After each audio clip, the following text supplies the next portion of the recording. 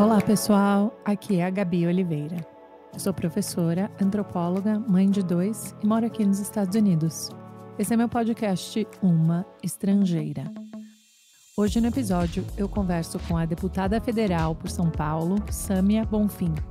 A Sâmia é também líder da bancada do PSOL na Câmara, ela é mãe do Hugo e a gente conversou sobre como é ser mulher na política. Eu adorei esse papo com ela porque para mim sempre me ajuda a dar mais clareza sobre como é ter uma carreira, né, na política, como uma carreira na vida pública, assim, numa carreira onde é tão dominada, né, por alguns grupos, como que é existir, e a parte da maternidade, que para mim sempre é super interessante de escutar. Então, espero que vocês gostem do meu papo com a Sâmia Bonfim. Aproveitem, gente!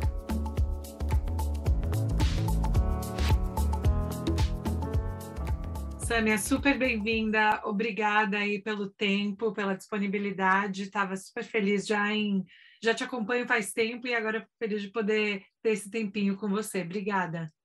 Gabi, eu que agradeço pelo convite. Estou muito feliz de estar aqui. A gente estava com dificuldade de encontrar horários por causa desse fuso horário, da loucura do Congresso, mas ainda bem que a gente conseguiu. Nossa, eu imagino que essa rotina, né? Porque eu sei que você está... Quanto tempo tem o seu bebê? 8 meses. 8 meses. 8 Então, meses. e como que é a sua rotina com trabalho, maternidade? Qual que é assim? O que é um dia na sua vida? Olha, é um dia após o outro, ou seja, cada dia é de um jeito. Então, eu não vou dizer ainda como é a minha rotina, porque ela está sendo construída. Tá. Porque com 4 meses eu retornei da licença maternidade. E era no final do ano passado, era novembro isso. E o Congresso ainda estava no modelo de funcionamento híbrido. Então, eu não tinha a obrigação de ir até Brasília. Eu conseguia participar online. Eu ia só, eventualmente, quando tinha alguma pauta que eu fazia questão de estar presente para intervir, o resto seguia online. Mas agora, no início desse ano, retornou a atividade presencial 100%. E eu estou na liderança do partido, ou seja, eu preciso estar ali o tempo todo nos encaminhamentos, articulações, negociações, colégio de líderes, essa coisa toda. Então, é basicamente assim, terça de manhã viajo para Brasília e fico até quinta à noite e retorno para São Paulo. Só que tem um detalhe no meio dessa história. O meu marido, o pai do Hugo, ele é do Rio de Janeiro, é deputado por lá. Então, às vezes, eu e o Hugo vamos para o Rio de Janeiro também, porque, afinal de contas, o pai dele também merece ter, enfim, a nossa companhia e esse tempo com ele. É um pouco assim, e nesse momento eu estou no interior de São Paulo, São José, em Araçatuba, porque eu também sou uma deputada do estado todo, tenho compromissos a cumprir. Então é isso, eu não vou voltar para São Paulo no outro final de semana somente, amanhã já volto para Brasília. A parte boa, assim, é que o Hugo é um bebê bonzinho, é um bebê como qualquer um, tem seus momentos, tá? Mas ele não é de ficar reclamando. Aliás, é a única vida que ele conhece, não deixa de não viaje mais. Para ele a vida é isso. Então tá tudo bem, estamos encaixando, mas assim, é duro, é bem cansativo. Aí tem as madrugadas em que ele acorda, tem os horários de sessão noturna e de madrugada, e aí de madrugada é a mãe, assim, tem todas as ajudas do mundo, mas a mãe é insubstituível em momentos fundamentais. Então Nossa, vamos lá. com certeza. Meio Gente, sem dormir. eu já fiquei cansada só de escutar. Mas assim, mas isso é um negócio tão interessante, né? Então, assim, você diria, porque acho que a gente tem um debate bem interessante hoje em dia de que é um lugar, né, de trabalho que acolhe as mães, que ou pais, né, também os cuidadores. Aqui, eu estou falando aqui dos Estados Unidos, a gente tem uma licença maternidade super mal feita, que depende muito da empresa, mas federalmente não depende muito de cada estado, né? Então, assim, qual que é a sua perspectiva, olhando assim, o Congresso como um lugar para mães que trabalham com filhos pequenos, né? Como que existe acomodações, mudou na sua perspectiva, ou qual que é, o que a gente pode esperar? Nossa, definitivamente não é um espaço que acolhe mães. Do básico até onde tem um trocador aqui, tem um trocador num lugar super escondido no anexo 4, que é super distante do plenário e da maioria dos gabinetes. não tem nenhum espaço em que as crianças possam ficar, não digo nenhuma estrutura de creche, mas um berçário que seja. E isso não seria uma novidade, porque a Câmara Municipal de São Paulo tem um, a Assembleia Legislativa de São Paulo, eu sei que tem, e eu não estou me referindo nem só às parlamentares, mas ali são milhares de trabalhadoras dos gabinetes, as terceirizadas, as mulheres que visitam. Não tem nenhum espaço de acolhimento para crianças e para as mães.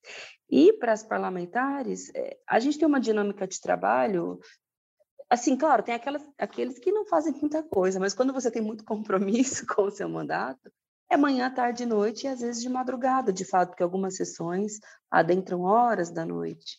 Como encaixar a dinâmica da maternidade com uma sobrecarga, né? Não digo sobrecarga, mas com uma dinâmica de trabalho tão intensa e com tantas coisas e sem nenhum espaço para que o seu bebê fique.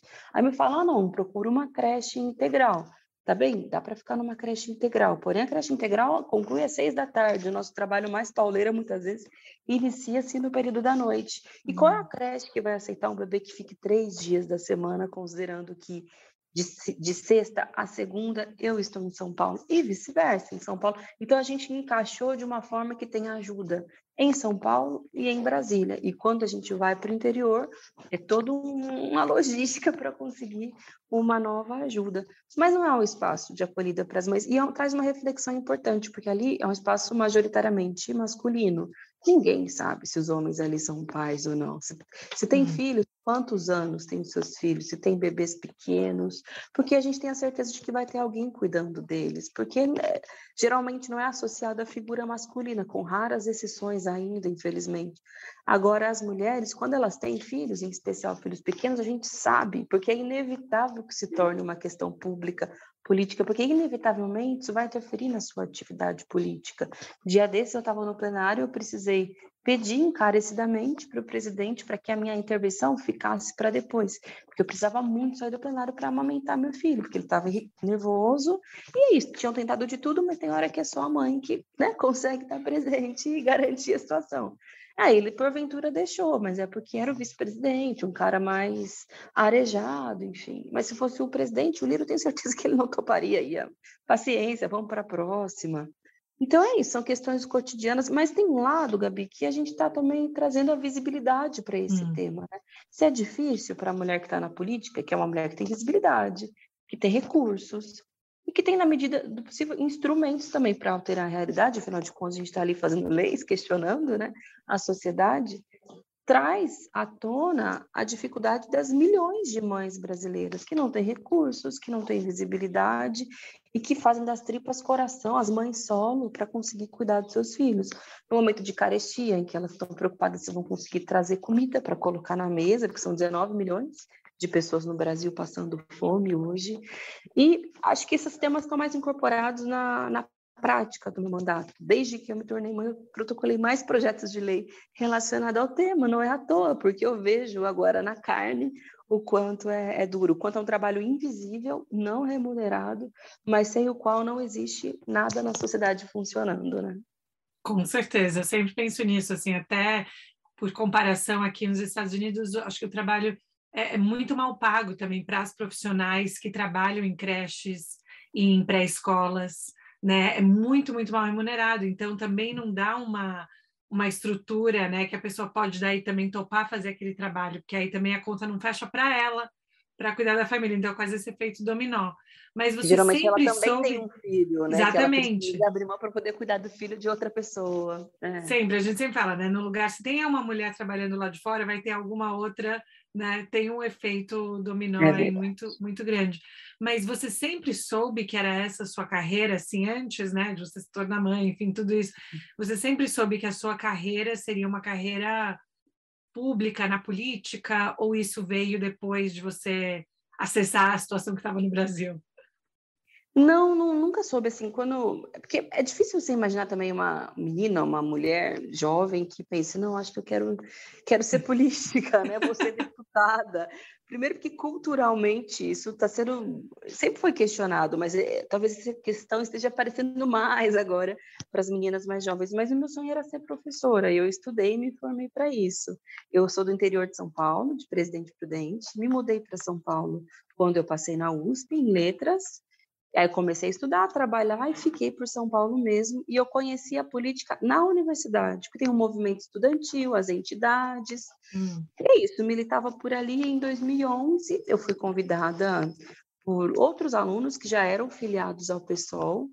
A princípio, eu fiquei, não sei se isso é para mim, mas fui, sem pretensão de me candidatar, mas fui mais porque estava às vésperas de me formar e eu pensei, não, quero debater outros temas, seguir com esse engajamento que eu encontrei aqui. E em 2016, também eu faço parte de um coletivo feminista de dentro do PSOL, que se chama Coletivo Juntas, e a gente pensou, e se a gente lançasse uma candidatura de uma mulher jovem, com um perfil assim, assado, para disputar? Mas mais para marcar posição, porque é muito difícil, né? Para ganhar uma eleição precisa de muito dinheiro, visibilidade, ninguém sabia quem eu era. Eu falei, não, vamos em frente, vamos lá. Só que aí, no fim, eu acabei ganhando, e eu digo assim, porque foi uma campanha muito sem recursos. A gente gastou, se eu não me engano, cerca de 20 mil reais. Isso para a cidade de São Paulo, tem um parlamentar que gasta, sei lá, 10, 15 milhões de reais para se eleger. A gente não tinha acesso a recursos partidários e era tudo muito, muito no suor, na raça. Eu me lembro que na metade da campanha precisei bater na porta de um professor e ele me deu um cheque de 2 mil reais e que foi o que foi a virada que a gente conseguiu rodar mais material de campanha. Foi uma coisa bem precária. E aí, de repente, eu me vi na Câmara Municipal, falei, e agora o que faz uma vereadora mesmo? Porque era todo mundo muito inexperiente, foi muito na raça. E aí, 2 anos depois, me lancei a deputada federal, porque tinha um pacto no partido de todo mundo se lançar, por conta do fantasma da cláusula de barreira, que eu não sei se todo mundo sabe o que é, mas precisa ter um número, uma porcentagem de votos mínima obrigatória para que o partido siga tendo acesso a recursos de fundo partidário, tempo de TV, senão é uma espécie de uma ilegalidade, um partido não oficial. Então, vamos sair todo mundo, quanto mais voto, melhor. E, no fim, eu fui eleita deputada federal. E aí, sim, foi uma grande virada, Gabi, porque a minha vida mudou completamente. Isso de ficar indo para Brasília, a política de gente grande, porque a Câmara de São Paulo é muito grande, a cidade é muito expressiva, mas você ainda tem um trabalho mais territorial, mais local, né, voltado para o atendimento à população, a demandas. Isso persiste de alguma forma no Congresso Nacional, mas é numa outra proporção, né? Você debate ali quando a gente fala, aqueles figurões da política, aquelas pessoas estão ali diretamente com você, é muito duro. E no governo Bolsonaro, que para mim, que sou uma mulher jovem, feminista, de esquerda, que tenho essa origem, né, de não ser alguém que foi projetada para estar na política, mas que foi chegando, é uma confusão na nossa cabeça, mas a gente vai se adaptando. Vai se adaptando, aí no meio do caminho teve a pandemia, que tornou tudo muito mais difícil individualmente, mais para a sociedade. E aí no meio da pandemia eu fiquei grávida, então foram muitos desafios em pouco tempo. E me reinventando, aprendendo novas coisas que eu não sabia antes. Mas é isso, acho que a maternidade me fortaleceu. De todas as experiências, a maternidade, sem dúvida, foi a mais transformadora, né? Porque a gente entende a realidade de milhões de mulheres e de famílias que não fazia a menor ideia antes de passar pela situação, essa é a verdade. De repente você vê que você é responsável por uma outra pessoinha, né? Assim, totalmente responsável. Exatamente. E, tipo, se você não fizer as coisas, realmente vai ter consequência. Não é assim, deixa isso para depois, eu tomo banho depois, eu como depois. Não. Não é que nem eu faço comigo, né? Muitas vezes. E outra. Exato. Aquilo necessariamente vai atingir no teu tempo, na tua produtividade. Então, são uma série de reuniões que eu falo, simplesmente não posso, porque eu preciso ficar com o meu filho. Estou ali no plenário, olha, se ninguém puder me substituir hoje, não vai ter ninguém no plenário, porque ele precisa de mim, ou quando você está uma morta-viva de manhã, porque dormiu 3 horas de noite, quando muito, e aí a tua capacidade de oratória, de pensar a política mesmo, reduz muito, e enfim, ainda que eu tenha condição de dividir as tarefas, a coisa segue muito, muito pesada e desafiadora todos os dias. Com certeza. E uma coisa, eu não sabia que tinha sido esse seu processo, que só com, imagina, 20 mil reais fazendo essa campanha. Ao que você atribui, então, o sucesso? Se a gente puder pensar que, então, não é necessariamente alto investimento, assim, financeiro, mas são outras coisas que talvez hoje na política moderna movem as pessoas a quererem votar. Você acha que houve uma mudança nisso, dessa questão mais tradicional zona, de como que era? Eu pequena, eu lembro crescendo, vendo, né, ou na TV e tudo, mas eu acho que mudou muito como a comunicação, talvez as mídias sociais? Ao que você atribui o sucesso? Acho primeiro que tem um fenômeno de ascensão do movimento feminista, do autorreconhecimento, em especial de mulheres jovens, com as bandeiras que são históricas, mas que estão muito fortes hoje. E a minha campanha de 2016 para vereadora foi de uma São Paulo feminista, era esse o mote. Então, falava de bastante coisa, mas primordialmente sobre os temas das mulheres na cidade. E, surpreendentemente, teve gente que gostou da ideia, que falou, não, viu ali uma jovem... Acho que justamente esse elemento de não ter recursos, de não ter padrinho político, viu nisso um atrativo. Pô, é uma renovação que a gente precisa, gente de verdade, ativista, militante, que precisa ter o compromisso com essas pautas. Mas ainda é exceção, Gabi. Eu acho, sim, que tem essa virada. Para o Congresso Nacional, quando eu me elegi, teve outras com perfil semelhante, claro, cada um com a sua particularidade, mas de maneira geral com perfil semelhante, mulheres, jovens, LGBTs, negras e negros, ocupando mais esses espaços. Isso teve uma transformação em lei, então teve decisões do Supremo Tribunal Federal que agora obrigam os partidos a, de fato, investirem nessas campanhas, a ceder tempo de TV, e aí eles fazem suas acomodações para que isso seja possível, mas nós ainda somos exceção. E é através das redes sociais, é de campanha militante, enfim, é tentando nos mover por grandes ideias e que sejam transformadoras e que encantem outras pessoas. Acho que nesse processo eleitoral de agora vai ser um momento de, entre aspas, vingança não, mas de reparação, porque 2018 teve a eleição do Bolsonaro, com algumas figuras de oposição que têm esse perfil. Agora, 4 anos depois que a população fez a sua terrível experiência com o que é o bolsonarismo, na minha opinião, tende a se fortalecer perfis como esse, né, que apresentem o futuro, a esperança, o contraponto a esses anos todos de destruição. Isso é super interessante, porque a gente estava falando, eu estava conversando, agora eu não vou lembrar exatamente, mas alguém estava de um projeto que a gente vai começar a fazer em Recife, né, um projeto de pesquisa daqui, e aí alguém de lá estava falando, né, que esses últimos 4 anos foram anos de ficar tentando tapar buraco ou sabe, coisas assim, como estancar sangue, sabe? Então você não consegue começar nada assim, de origem forte, tudo tem que ser meio que remediado, correr atrás de um problema, resolver isso. Você sente que você falou que você protocolou um monte de coisa super importante, eu acompanho sua trajetória, acho fantástica, mas você sentiu que, pela sua experiência, era muito tentar correr atrás de prejuízo? Com certeza. Eu tenho a impressão de que essa sensação de que todo mundo tem, né? Seja na vida pessoal, mas em especial na política. Primeiro porque a pandemia, além dela ter intensificado toda a tragédia bolsonarista para o país, ela também dificultou muito a nossa possibilidade de intervenção. Bom, o isolamento social desorganizou a sociedade de maneira geral, sem contar o luto pelas pessoas morrendo, desespero de que é não ter vacina, de ver o negacionismo correndo solto. Então, eram muitas respostas para tentar, de alguma forma, tapar os buracos, fazer a denúncia política e, de outro lado, atender mais emergencialmente demandas como fome, como falta de leito nos UTIs, falta de máscaras para a população. Nesse espaço, como é que você consegue apresentar a sua própria agenda, né? Porque é isso, compromisso, ser oposição ferrenha, combativa ao projeto do Bolsonaro. Mas a gente tem as nossas próprias propostas, sugestões, ideias. Então, foi um desafio. Acho que, na medida do possível, foi possível, está sendo possível. Porque, principalmente no que diz respeito ao feminismo, que é, como eu disse, acho sim, que tem um momento de ascenso forte, que não retrocede, já está se tornando uma mudança de paradigma cultural e política.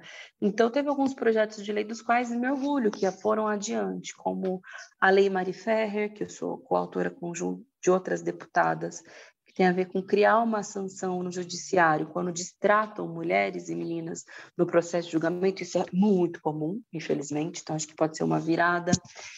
A Lei Maria da Penha nas escolas, que é ter um momento em que os jovens, adolescentes, junto aos seus educadores, possam refletir sobre o problema da violência contra as mulheres. O próprio Fundeb, 100% público, voltado para as escolas públicas, também foi uma conquista, porque tinha muita disputa para que fosse dinheiro público para o setor privado e a gente conseguiu barrar.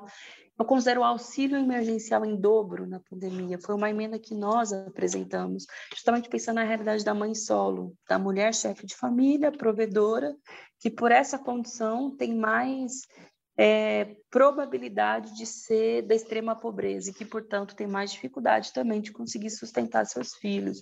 Então, é isso. Muita denúncia ao Bolsonaro, denúncias no Supremo, medidas em que a gente conseguiu barrar a destruição da ação do Salles na área do meio ambiente, mas também acho que tem um legado importante. E talvez o maior de todos, pode parecer besteira, mas é um legado simbólico também, né? De que é possível estar naquele espaço, ter voz, ocupar espaço de liderança, ter mães na política, dar de frente com tubarões da política. Tem coisas que são simbólicas, mas que são políticas, culturais e que fazem a diferença também, eu acredito.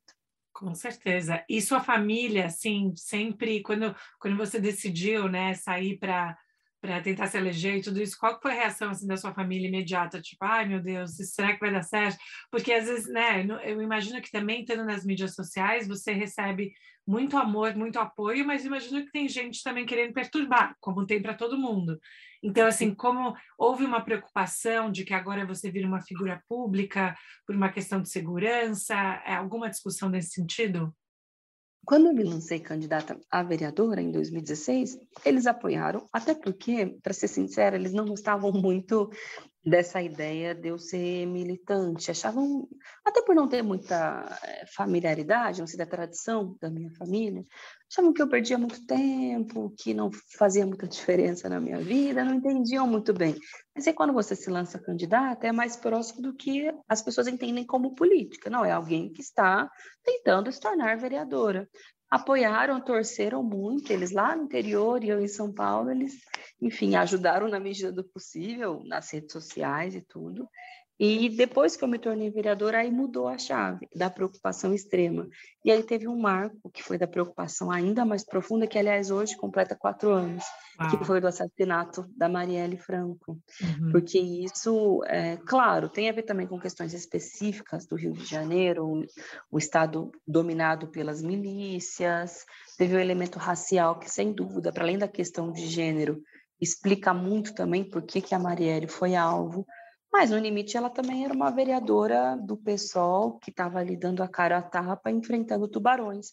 E de lá para cá, a violência política contra mulheres, LGBTs, negras, jovens, virou regra na política nacional. Ou é um xingamento nas redes sociais, como você disse, tem muito apoio, muita mensagem fofa, as quais eu agradeço muito, mas tem gente que vai lá para perturbar, de fato. Aí tem ameaças veladas, agressões e até ameaças de morte, já chegam por e-mail, a gente tem que saber filtrar também o que é verdade ou não, aí se coloca para investigação, denuncia na justiça, mas isso vai criando uma atmosfera de preocupação, e eles, os que fazem isso, fazem de propósito, porque daí eles sabem que a gente tem amor à vida, se preocupa com a nossa família, e que daí é um recado do tipo, pense bem no que você está fazendo, né? Você não tem amor à sua vida, ao seu filho, aos seus familiares, é uma forma de tentar fazer a gente retroceder, porque sabe que a gente traz pautas que os incomodam muito. Mas às vezes eu tenho a impressão, Gabi, de que tem também um efeito contrário. É evidente, todo mundo aqui é ser humano e sente um pouco de receio, mas também acaba dando mais vontade de fazer política, você entende? Acaba sendo um convite, é uma provocação. Ai, tu está incomodando? Então é isso mesmo que eu vou seguir fazendo. O meu discurso te desagradou? Acho que eu vou fazer uns um pouco parecidos ou mais intensos ainda, porque reverbera e chega onde deveria chegar, né? Ou seja, organiza e dialoga com quem gosta e incomoda, atinge de algum modo e altera a estrutura onde tem que alterar também. E você sente que, porque uma das coisas que eu penso muito, né? Eu tenho 2 meninos pequenos, 7 e 4, e eu penso muito, assim, eles crescendo com qual é a sensação de autoestima deles, assim, em relação a, será que, né, essa ideia de que eles podem fazer tanto pelo mundo, mas também a sensação mais profunda em termos, assim, será eu me aceito, o que me atinge, o que são coisas que, né, porque às vezes tem xingamentos, agressões que atingem a gente de maneiras diferentes. Você acha que você crescendo já, olhando lá para quando você era mais jovem ainda, você já tinha uma segurança muito grande, assim, em termos de como, né, falar sobre coisas? Você sempre se aceitou muito bem ou foi algo que você também foi desenvolvendo ao longo da sua adolescência e juventude? Na verdade, é o que eu ainda estou desenvolvendo, assim, a autoaceitação, a minha compreensão no papel, no mundo. Não é automático, acho que em especial para as mulheres, né? Passei por muitos processos de bullying, de baixa autoestima, ainda hoje na política. Às vezes é a síndrome da impostora, né? Não me vejo ali como alguém que tem a total capacidade.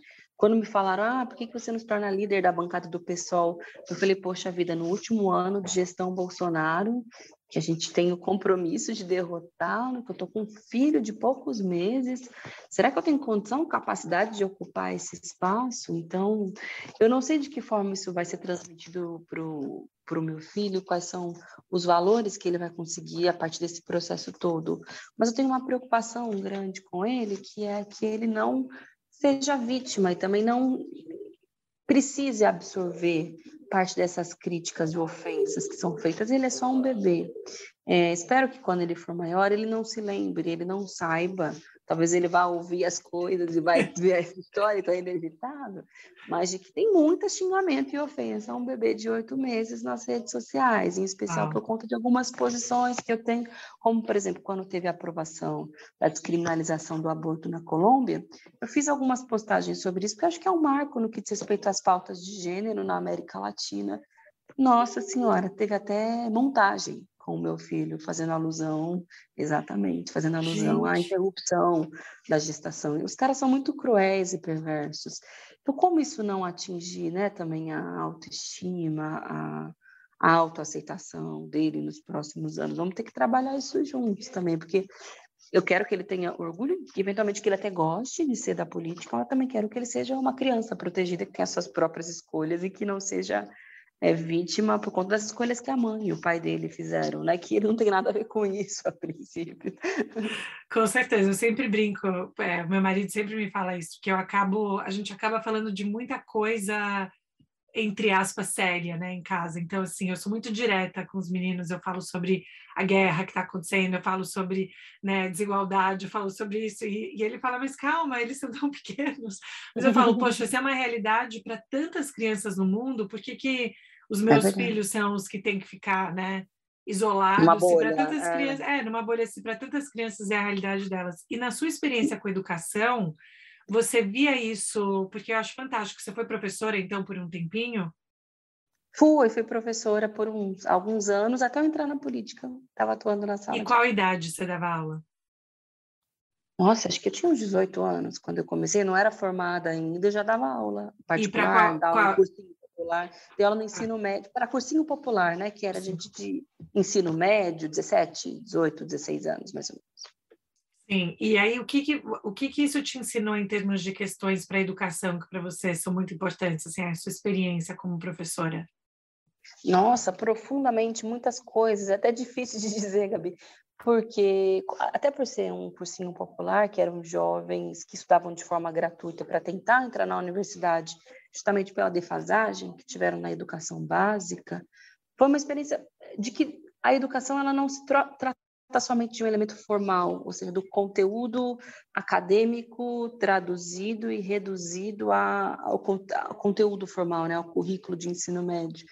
Tem a ver com ouvir, às vezes, uma angústia de um estudante que está passando por inúmeros problemas dentro da sua casa e não vai ter nenhum espaço, porque não tem, nem como política pública, nem no seu ciclo de amizades, nem nenhum familiar, às vezes, que consegue acolher, ter tempo para ouvir, porque seus familiares trabalham muito, passam por necessidades muito intensas para conseguir, às vezes, ter, né, esse olhar, esse tempo, essa condição.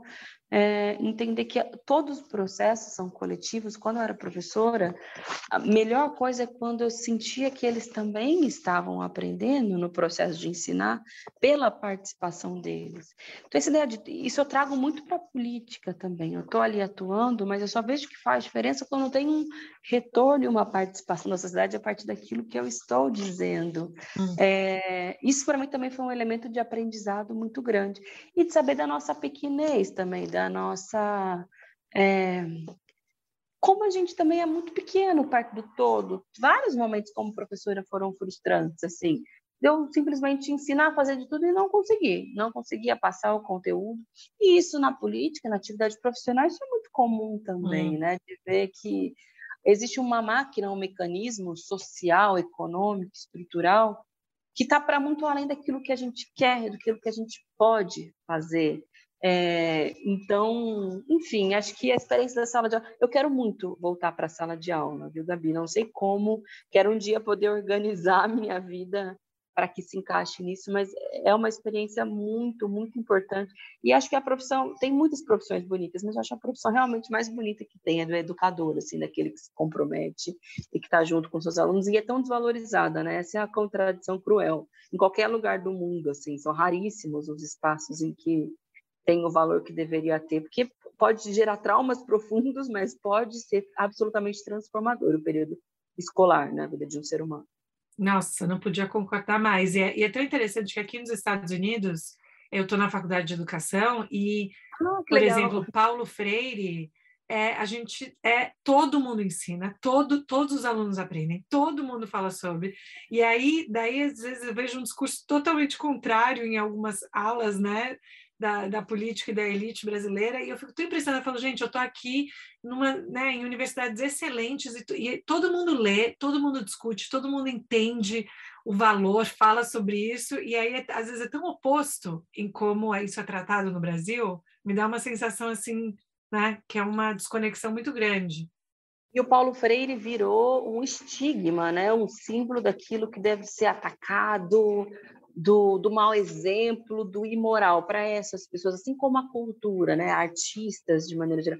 Mas é porque as ideias deles são muito poderosas, de fato. Então, eles criam esses estigmas para tentar fazer com que as pessoas não acessem. Mas é impossível, é o intelectual mais citado no mundo. Você disse, aí nos Estados Unidos, todo mundo lê, reivindica, gerações e gerações, então é meio inócuo essa tentativa que eles têm de desmontar Paulo Freire, porque o Paulo Freire é uma ideia, ele não é só um conceito intelectual, ele é essa ideia do acesso coletivo, das novas práticas pedagógicas, então eu acho que é inócuo mesmo a tentativa que eles fazem, sabe, de um apagamento, é inapagável o Paulo Freire. Inapagável, com certeza. E eu sei que a gente está quase aqui no horário, então estou de olho, tá? Pode deixar. Mas o que você diria que, assim, por exemplo, quando você chegou no Congresso fazendo esse trabalho, coisas que mais te surpreenderam, assim, que foi mais chocante em termos do dia a dia do trabalho que você não estava esperando? Primeiro, o clima caótico, assim, que é o Congresso Nacional quando ele está em pleno funcionamento. Não sei se todo mundo já viu aquela cena da Bolsa de Valores, mas é mais ou menos assim. Primeiro, pela correria nos corredores, lá é um espaço todo muito grande, mas é porque as definições elas mudam de uma hora para outra, como numa Bolsa de Valores, que tem uma alta e uma queda por conta de XY elementos. Os acordos, eles não são... então, beleza, acordamos que essa vai ser a pauta, vamos para o plenário votar a favor e contra. E ao longo do plenário, pode cair um acordo que foi feito há 10 minutos, entra na pauta um projeto que não devia ter entrado, você faz uma determinada articulação e, de repente, o resultado do projeto muda. E, claro, o quanto aspecto, isso é meio triste dizer, Gabi, mas o quanto aspecto daquilo que é extrapolítico tem peso. Eu quero dizer, do orçamento paralelo, do quanto se ganha cargo no governo, ou seja, do fisiologismo, né? Do toma lá da cá mesmo, que acho que é um termo mais popularizado. Isso tem muito peso na política. Tem muito deputado com qual eu converso que acha que tudo que está acontecendo no Brasil é um absurdo, mas jamais estaria do meu lado numa votação importante ou num processo de impeachment, que seja, porque tem muitas coisas ali dentro da estrutura governamental, ganha muito dinheiro para a sua base política. E isso a gente sabe que acontece, porque a gente, né, ouve muito no noticiário, conhece a política no Brasil, mas quando você se dá de cara com ela, é muito frustrante, porque isso impossibilita o espaço da discussão e da construção política todos os dias. Isso eu imagino que isso deve ser uma batalha, né, diária. E qual que é a sua sensação em termos de, como você falou, né? Às vezes falar com um deputado, às vezes falar com alguém que está num partido que ou não se alinha com os valores que você tem, mas, assim, vale a pena a conversa sempre se o propósito é passar alguma coisa importante, ou tem algumas pessoas que, assim, não dá para ter diálogo, não dá para conversar. Como que é essa negociação? Gabi, eu mudei muito nesse aspecto. Quando eu cheguei na Câmara de Deputados, eu era assim, não conversava com ninguém, só com o pessoal da esquerda. Eu falava, não vou, isso aqui só tem gente que não presta, não quero saber. Mas dependendo das tarefas, por exemplo, como líder do pessoal, eu tenho a obrigação de conversar com o líder de todos os partidos, de participar das reuniões, porque esse é o meu papel, inclusive institucionalmente. Tem gente que você vai conversar já sabendo que não vai adiantar de nada, porque a pessoa não vai te ouvir, você também, na verdade, não vai ouvir muito o que ela tem para dizer, porque é impossível chegar num denominador comum, mas você vai porque formalmente você está ali para fazer isso também. Há momentos em que talvez extraordinariamente dê para se chegar num ponto em comum com gente inesperada, como, por exemplo, o tema do Fundeb, que eu já mencionei, foi votação unânime, então isso significou que houve um esforço generalizado, mas há momentos em que é só perder tempo, ter dor de cabeça, e aí você vai, hoje eu preciso ir porque o protocolo me obriga, mas dali não sai nada. E tem gente que realmente, mas aí tem uma pequena parcela que realmente não dá, Gabi, tem gente que ali, sinceramente, eu não tenho a menor condição, não faço questão e também não tem a relevância necessária para que eu precise conversar, entendeu? É um setor barulhento, mas que na hora do vamos ver faz muito barulho na rede social, na internet, mas que às vezes faz uma fala mais estridente, mas que não tem muita relevância real no processo político. Isso, eu tava também lendo alguma coisa falando isso, que às vezes, né, todo barulho no Twitter, nessas coisas, mas aí é totalmente diferente na hora onde as ações estão realmente acontecendo. E aí, qual que você enxerga, assim, em termos do seu papel, assim, para o futuro? O que você gostaria de ver em termos de políticas públicas ou de alguma pauta aí que para você é muito importante, que você vai, né, querer carregar aí para o futuro, mas quais são os seus planos ou esperanças aí para o futuro? Eu pretendo conseguir avançar com um projeto que eu protocolei depois que eu me tornei mãe, que é da licença, Estatuto da Parentalidade, nós estamos chamando, que é a ampliação do tempo da licença maternidade, compartilhamento com o pai, ou também compreendendo outros modelos familiares, de mãe solo, ou quando são os avós, ou demais familiares que têm o trabalho do cuidado. Na verdade é isso, é ampliar o tempo para os cuidadores, seja lá qual for a unidade familiar, para que as crianças tenham direito, de fato, à primeira infância, e para que não seja uma tortura, um processo de abandono e de exaustão, esses primeiros meses e anos de vida para os cuidadores. Protocolei nessa legislatura, tenho consciência de que é difícil avançar nesse contexto do país, mas eu espero que nos próximos seja possível. Acho que a maior presença de mulheres na política e mães na política vai fazer esse debate avançar. É um legado que eu quero deixar. E tem um segundo, que daí eu sei que não diz respeito só a mim, mas é a garantia de cotas nos parlamentos. Pode parecer loucura hoje, mas cota para as mulheres e para negras e negros. Mas tem muitas casas legislativas do mundo que são assim. Porque tudo que a gente fala, é muito difícil falar de tal tema. Quando se tornar regra a nossa presença no parlamento, essa barreira já vai ser superada. E a gente vai debater o tema como qualquer outro. Bom, a facilidade para debater um tema relativo ao enfrentamento à violência contra as mulheres vai ser a mesma facilidade que tem para debater um projeto sobre aviação, por exemplo, que tem um a cada mês do Congresso Nacional. Uau, não sabia. Sim. Pois é, isso tu vai, meu Deus, o que eu entendo sobre aviação? Mas vamos lá em frente debater sobre a aviação, porque tem muito lobby também das empresas aéreas. A aviação é só um exemplo, mas isso em todas as áreas possíveis que você pode imaginar, né, de empresas grandes e que dependem muito de definições do Congresso. Mas se a gente tiver mais presença lá dentro, não vai ter a dificuldade de debater. É só ir direto para o debate e fazer avançar a política. Então, espero conseguir, em termos de proposta, deixar esses dois legados, mas em termos de atuação política, de que as pessoas tenham do que se orgulhar, de ser alguém que valeu a pena passar por lá, de não ser alguém, poxa, votei, mas estou completamente decepcionada, porque traiu as minhas expectativas, é uma falsa, não quero mesmo ter que passar por isso. Acho que eu não faça nada que as pessoas cheguem a essa conclusão, mas a gente vê tanta gente assim, eu espero um dia não chegar perto disso, dessa definição para ninguém. E quando você fala, só de super curiosidade, quando você fala assim, você protocola, por exemplo, o Estatuto da Parentalidade, isso tem que vir com um orçamento de como isso seria feito? Ou o que tem que vir ele completamente completo, ou ele vai como uma ideia para daí ser discutida? Qual é o ponto que ele chega quando protocola? O projeto pode vir o mais simples possível, só como ideias e diretrizes. Mas aí tem um relatório que é feito, então é designado um outro deputado para ser o relator que aprimora o projeto. Tá. E aí tem definições mais específicas de orçamento, se é um programa, é o tempo de duração, quem vai se responsabilizar por ele. Você pode já apresentar o projeto mais delimitado, né, desenvolvido, mas geralmente isso fica a cargo do relator. Ah, E daí tá também bom. tem um processo de negociação, isso dá para colocar, isso não dá para colocar. E você escolhe o Tal bancada. relator? Quem escolhe o Não. relator? Quem escolhe o relator ou é o presidente da comissão temática. Então, por exemplo, esse provavelmente passa pela comissão da mulher, comissão do trabalho, a comissão de Constituição e Justiça e a de finanças, porque diz respeito a essas 4 áreas, no mínimo.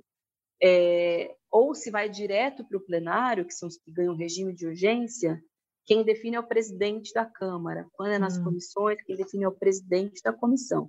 Os deputados podem pedir ao presidente para escolher determinado relatório e ele tem o poder de dar ou não. Uau, olha só essas coisas, não fazia ideia. Eu também não fazia, não. Antes de chegar lá não tinha a menor ideia de que era assim. Gente, eu tenho uma curiosidade tão grande desses detalhes, mas fico tão feliz, Sâmia, de você ter topado conversar com a gente.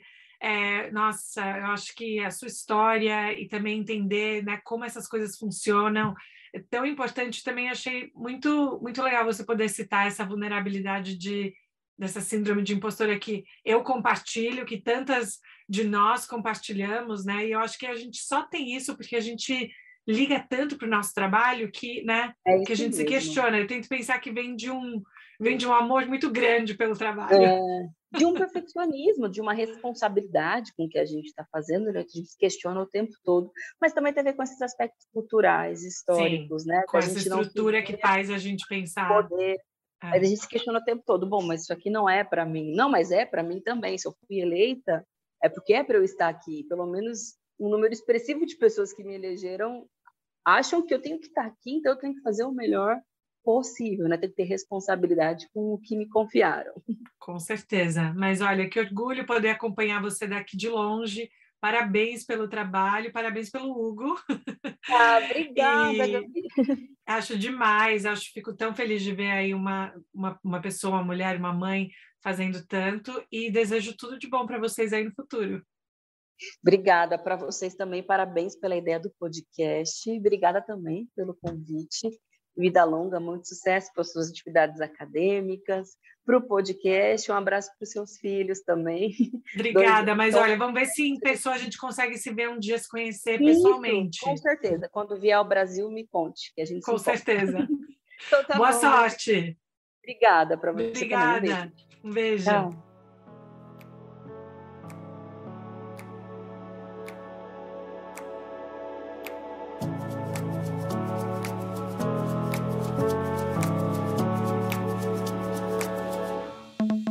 E aí, pessoal, gostaram da conversa? Eu adorei. Uma das coisas que sempre me chama a atenção e achei tão interessante a Sâmia falar disso é realmente, né, as questões materiais de você trabalhar num lugar onde não existe um apoio a você ter filho, né? Filho pequeno, precisar amamentar, fazer tudo isso. Isso para mim sempre é algo tão, tão chocante que me deixa assim, poxa, a gente tem que fazer mais disso. Né? Mesmo aqui os aeroportos demoraram muito para até colocar trocador de fralda em banheiro masculino, só tinha em banheiro feminino. Por quê? Então eu fico muito feliz de escutar que ela está batalhando por mais espaços, por mais apoio, né, à maternidade, a cuidar das crianças. Então eu adorei o nosso papo. E como sempre, a gente vão lá no nosso Instagram, Uma Estrangeira Podcast, ou mandem um e-mail para a gente no estrangeirapodcast@gmail.com. Tá legal? Boa semana, pessoal. Se cuidem.